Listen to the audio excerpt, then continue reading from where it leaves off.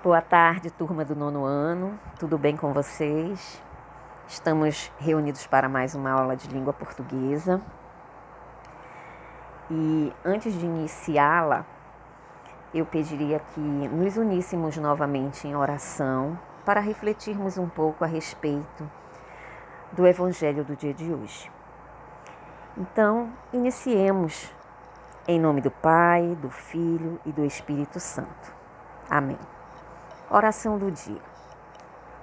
Concedei-nos, Senhor, nosso Deus, adorar-vos de todo o coração e amar todas as pessoas com verdadeira caridade. Por nosso Senhor Jesus Cristo, vosso Filho, na unidade do Espírito Santo. Amém. Proclamação do Evangelho de Jesus Cristo, segundo Marcos. Glória a vós, Senhor. Naquele tempo, Jesus foi a Nazaré, sua terra, e seus discípulos o acompanharam. Quando chegou o sábado, começou a ensinar na sinagoga. Muitos que o escutavam ficavam admirados e diziam: de onde recebeu ele tudo isto? Como conseguiu tanta sabedoria? E esses grandes milagres que são realizados por suas mãos? Este homem não é o carpinteiro, filho de Maria e irmão de Tiago, de José, de Judas e de Simão? Suas irmãs não moram aqui conosco? E ficaram escandalizados por causa dele. Jesus lhes dizia: um profeta só não é estimado em sua pátria, entre parentes e familiares. E ali não pôde fazer milagre algum. Apenas curou alguns doentes, impondo-lhes as mãos. E admirou-se com a falta de fé deles. Jesus percorria os povoados das redondezas, ensinando. Palavra da salvação. Glória a vós, Senhor. O Evangelho do dia de hoje explica que aquele que não está atento aos ensinamentos de Jesus escandaliza-se e não é capaz de aceitá-lo. A falta de fé é o principal sinal, pois mesmo estando mais próximos de Jesus, mesmo convivendo com ele diariamente, os discípulos não conseguem ou não são capazes de enxergar nem acreditar naquilo que Jesus ensina. E todos os dias somos convidados a reconhecer a graça misericordiosa de Jesus. Temos também a possibilidade de escolher o melhor caminho para que possamos renovar a nossa fé e fortalecer a nossa esperança. Mas para isso é necessário que sejamos capazes de enxergar e acreditar que tudo é possível quando acreditamos em Jesus, quando acreditamos em seus ensinamentos, nas suas palavras. Rezemos. Pai nosso, que estás no céu, santificado seja o vosso nome. Venha a nós o vosso reino, seja feita a vossa vontade, assim na terra como no céu. Pão nosso de cada dia nos dai hoje, perdoai-nos as nossas ofensas, assim como nós perdoamos a quem nos tem ofendido. E não nos deixeis cair em tentação, mas livrai-nos do mal.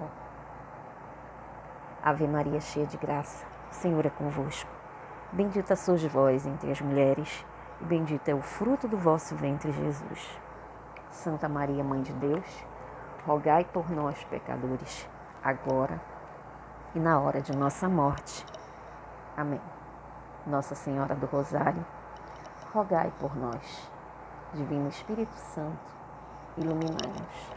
Estamos reunidos neste momento e permaneceremos unidos em nome do Pai, do Filho e do Espírito Santo.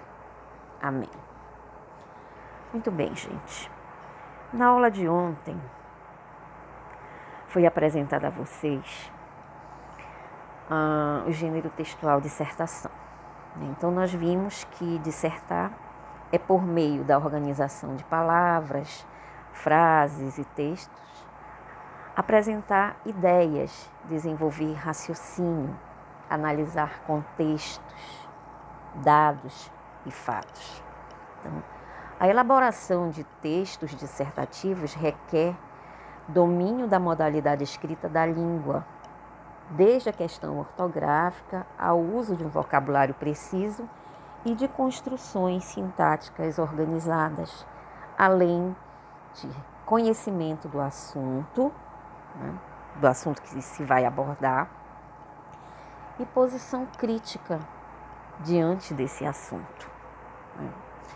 Então, a dissertação escolar, ela geralmente apresenta a seguinte estrutura: a situação-problema, que é a apresentação do tema ou da questão a ser discutida no assunto, ou no texto, na verdade. A discussão, que é a construção do ponto de vista sobre o tema e reunião de argumentos que fundamentam essa opinião. E a conclusão, que é a sugestão de solução para o problema ou avaliação dele, reafirmando o ponto de vista defendido no texto. Então, de acordo com o que nós vimos ontem, esses elementos se relacionam uns com os outros, seja preparando-os ou retomando-os. Então, nós não podemos considerá-los de forma isolada. A produção de textos dissertativos está ligada à capacidade argumentativa daquele que se dispõe a essa construção. No momento da construção textual, os argumentos são essenciais, pois eles serão as provas apresentadas com o propósito de defender uma ideia e convencer o leitor de que essa é a correta. Então, há diferentes tipos de argumentos e a escolha certa desses argumentos é que vai consolidar o texto. Então, alguns exemplos são os dados estatísticos. Por exemplo, ao defender uma ideia, é preciso apresentar justificativas, isso, que levem o interlocutor a se convencer do ponto de vista abordado. Então, para isso é possível usar vários tipos de argumentos. Os dados estatísticos, por exemplo, a apresentação de dados estatísticos evidenciam a confiança da pesquisa. Vai ajudar a mostrar que aquele argumento tem fundamento. Então, é chamado de esse tipo de argumento é chamado de dados estatísticos ou por comprovação. E aí a gente colocou um exemplo aí para vocês observarem. Também temos um argumento chamado de argumento, ele é conhecido como argumento de citação ou argumento de autoridade. Nesse tipo de argumento, apresenta-se informação ou opinião de especialista no campo do conhecimento em questão. Tá? É esse que é chamado argumento de citação ou de autoridade. Também temos um outro tipo de argumento denominado argumento por raciocínio lógico. Esse é um tipo de argumento criado por meio de relações de causa e efeito e é um recurso utilizado para demonstrar que uma conclusão afirmada no texto é pertinente, é lógica, é certa e não fruto de uma invenção ou de uma interpretação pessoal que pode ser contestada. Tá? E aí a gente colocou aí um exemplo para vocês observarem. E um outro tipo de argumento é um chamado de alusão histórica, ou seja, remissão a fatos passados de conhecimento geral que podem ajudar a fundamentar o ponto de vista. Então, por meio de uma alusão histórica, você pode fundamentar o texto e comprovar que realmente aquilo é real, né? Que o teu argumento tem fundamento, que pode ser discutido realmente. E nós colocamos aqui também um exemplo, tá? Leiam com atenção, tá? Verifiquem. E, além disso, né, uma dissertação, ela se constrói por meio de uma tese. Então, o que é uma tese? A tese é o que comumente chamamos de opinião, ponto de vista, o posicionamento crítico. Ela é a parte fundamental para a existência de um texto argumentativo. Então, é por meio da tese que eu vou construir toda a discussão do meu texto, da minha dissertação, né? E todas essas informações, elas foram adiantadas na videoaula de ontem, né? O que eu pediria a vocês é que lessem com atenção todas as informações contidas nessa unidade referente à dissertação escolar, lessem com bastante atenção e realmente refletissem sobre isso. Aqui temos um exemplo de tese, né?